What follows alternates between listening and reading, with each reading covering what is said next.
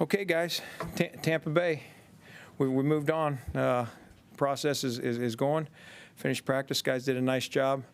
We're right back in the normal routine, and so I'm sure you have a lot of questions, but I'll let you go ahead and fire away. How normal is normal? I think it is for me and the guys. The nice thing about the NFL is that you're on a set schedule, and Wednesday's routine was the same. You know, it started with the special teams meeting to a team meeting to unit meetings, walk through. Then you go to practice, and now we're going to clean up practice right now and then kind of keep game planning and going. And then hopefully that'll set us up, like I always say, for tomorrow, and you go through that routine. It is human nature, though, to think that something is obviously different. I mean, how are the guys working through? I mean, you say it's normal and everything is by the book, script, whatever, but it's obvious it's a difference. I can understand your question. I appreciate it. But what I would say is what's kind of just be a pro, and it's part of being a pro, and that's how I look at it. So where I understand, because there's just been a slight change in some things.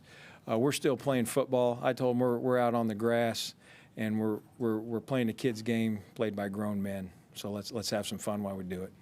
What's the level of intention for you in keeping the routine the same versus any sort of structural changes to practice or the schedule? Well, what are we, week 12? Seems like week 72, you know. You don't want to change. You don't want to just make drastic changes. We made a few tweaks here and there. For example, our unit meetings today, instead of an hour 40, went 2 hours.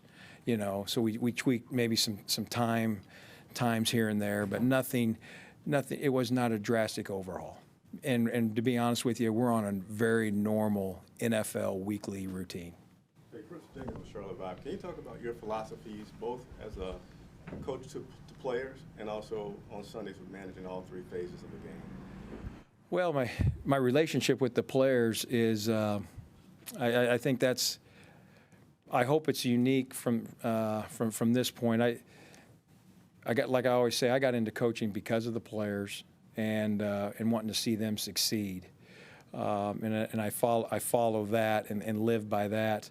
You know, I want to see them do well. You know, obviously I've been coaching special teams for a long time, and I've been asked before. So, for example, Sam Franklin, when he great special teams player, now all of a sudden he was starting on defense. You know how excited I was to watch him get elevated to the defensive role, and at the same time, you know, I felt a little, wow, there goes my guy.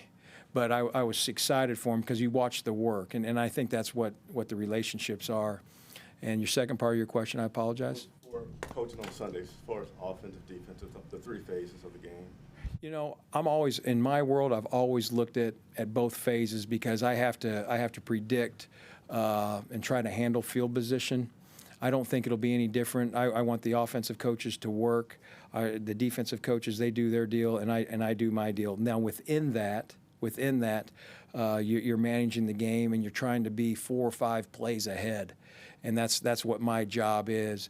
So that if you want to go for it, we're already talking about it on second down. It doesn't happen on third down. So that when you get to third down, and if it's 3rd and 7, you know, maybe we make a play for 3rd and 5 because we know that we have 2 downs there, and that's my job to get that information to the coordinators really, really early. Chris, you guys are nearing the end of that 21-day window for JC. What's your expectation on his availability this week? I think we'll just have to see. We're going through the process right now, and it's still to be determined. Can you tell, like, we've seen him limited now for several weeks. What is it that's sort of holding him back? You know, he's going, like I say, and I don't want to get into the medical stuff. And to me, that's sometimes you're talking about giving information, and the other team is picking up on that. I would leave it at this, and you'll hate the answer. It's the process. He's going through it. When he's ready to go, he's ready to go. Where does it go back to what you were talking about with Sam getting promoted and everything? We hear about these stories of defensive coordinators seeing guys on special teams and knowing they could do certain things, or offensive guys noticing that they can do stuff from special teams. Is there a guy that you've seen maybe on offense or defense that later down the road you said, hey, that guy could be a really good special teams player, and can you elaborate on that? 100%. When I'm watching practice, I'm always watching the player's skill set. And then within the player's skill set comes that relationship that we talked about a little bit earlier. And when you marry those two things together, then the player understands exactly how you're trying to use them. And for example, if I use a wide receiver and I need him to block on kick return, I try to tie that into maybe it's a bubble screen out there and he's blocking. It's the same technique. And I'd say, hey, you're getting a bonus rep right now of a bubble screen right here, even though it's kick return, and have him look through those lenses, and then that seems to help. Chris, beyond any schematic stuff you might do differently, which I know you're not going to talk about, are there things you try to do for Bryce to make him a little more comfortable this week? I think he has to be himself. I think that my message to everybody is let's go out and play and have some fun. Play loose, not reckless, but play loose. Hey, here's my chips. I'm all in. So let's go. And I think that can be comforting to players, and he's going to play well. I just know he will. With your elevated role, does Fitz kind of step up and have to take on a little bit more special teams in practice and in meeting rooms? He does. He's done a great job for us all year, and I'm blessed because I know they say I'm the special teams coordinator, but it's Fitz and I doing it together. I see us as equals, and he's done a great job, and he's picked up some more things, and he's willing to do it. And the nice thing for me is I really, really trust him. He's a good football coach, good person, and I'm glad that he's with me. What do you want to see, though? I mean, Bryce's progression really hasn't been a lot over the first 11 games, whatever. What do you want to see these last 6 games to show he's making progress for next year? I think what you want to see, and I know we keep focusing in on Bryce, and I understand your question, but what I would say to you is this, is really we want to see all the players get better. And you can't just focus in on one guy. I understand that he's the quarterback and he's the number 1 pick. I understand all that. But we also want to see Bozeman improve. We want to see Shark improve.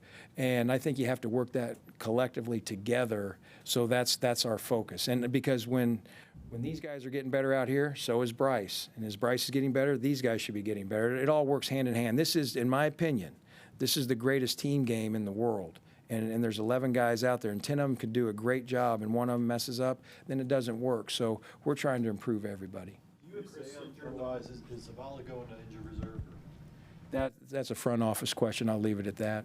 Chris, do you have say on the 48 on game day? And if so, I mean, it's worth asking, given the special teams' importance, how much do you think that could potentially change the way you handle that? Well, what I would say to you on that, we work collectively, and I'm always, to be honest, I've always been involved in the 48, and I understand the 53 and moves that have to be done by Scott and his staff and those things.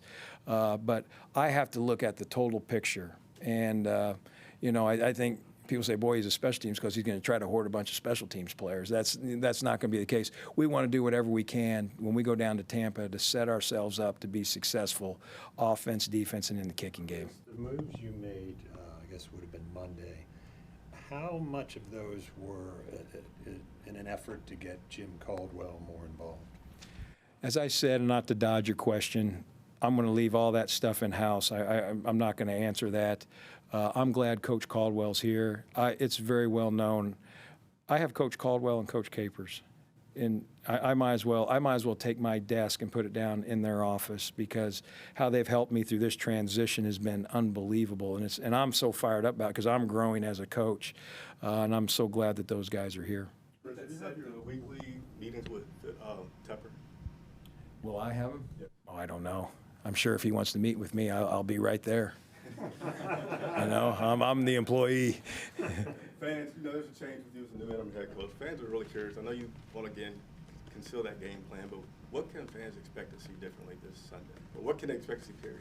Well, I said it the other day, and I said it again, and really it sums up my philosophy, being a classy, hard-hitting team that plays with great unity. And so it sounds like a bunch of jumbled words, but classy is we're eliminating penalties. We're doing the right things. We're playing hard. We just keep coming after you. Regardless of the score, we just keep playing physical football. And then we do it together, offense, defense, and kicking. That's, you know, I would love for us to see complementary football in all three phases, and I hope that's what we do see. Obviously, we want to score more and those type of things. We want to do better in the kicking game. There's a lot of things where we need to improve, and this is another opportunity for us to do it, so we're excited about it. Let's take two more questions, Scott and then Mike. Well, Chris, how would you describe your style as a coach, sort of on a personal level, or, you know, not an X and O level, but just an intensity level, whatever? I don't know if I could really describe it. I think you might have to ask someone. I want to have fun, and at the same time, I think you can have fun but yet be professional and demanding. Because I think sometimes people think fun and laughing and joking that you're just kind of you know, you're not taking things very seriously. I take this very seriously and this opportunity very seriously, but at the same time, I'm going to coach loose and I'm going to coach to have fun because that's the only way I know in order to be successful. And that's kind of how I've always kind of lived and played sports and coached sports, so I'm going to stick with it. With the amount of players who are out today and having to manage that, obviously given your background of having to shift, and how does that help you from an overarching view? I know you said that you've always had a say in the 48, but like, how does that help you from like a planning standpoint? Hey, you know, you have 8 or so guys out. This is what we need to do. This is where we need to fill. Right, we talk about it as a staff. We knew that, hey, maybe we're short here. So, for example, maybe a DB has to play wide receiver. You know, and I think that's very common in the NFL. We talk it through. Everybody knows so that we can practice fast and make sure everything looks sharp. I mean, I understand that when you play a DB as wide receiver, it's not the same, but it's about the look. It's about some tempo and reading things and going. I think we accomplished that today. To clarify, you mean practice? A practice, yeah. Yeah, a practice, yes, sir.